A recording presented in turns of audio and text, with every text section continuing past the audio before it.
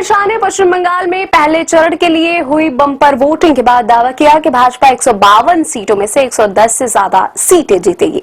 उन्होंने कहा कि पहले चरण में रिकॉर्ड मतदान हुआ, जो बंगाल की जनता में परिवर्तन की इच्छा को दर्शाता है।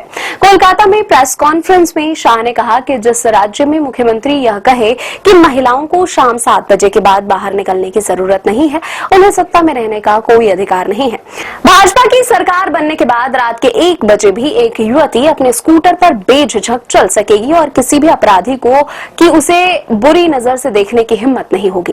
उन्होंने कहा कि प्रतीकात्मक कदम के रूप में आरजीकर पीड़िता की मां और संदेश खाली की पीड़िता को उम्मीदवार बनाया गया है। जो लोग टीएमसी समर्थित गुंडों की हिंसा का शिकार हुए, वे अब विधानसभा में बैठकर ऐसे अपराधों के खिलाफ सख्त कानून बनाने में मदद करेंगे।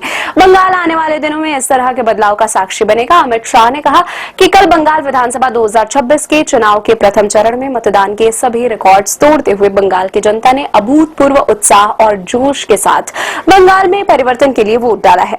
मतदान का जो प्रतिशत सामने आया है, वो पूरे देश के लोकतंत्र में भरोसा करने वाले लोगों का उत्साह बढ़ाने वाला है। शाह ने कहा कि मैं बंगाल की जनता से कहना चाहता हूं कि देश का एक बहुत बड़ा हिस्सा नरेंद्र मोदी जी के नेतृत्व में विकसित भारत की यात्रा से जुड़ चुका है। आपका प्यार, आपका उत्साह और आपका भरोसा पूरे प्रचार अभियान में नरेंद्र मोदी जी के लिए सामने से दिखाई दे रहा है।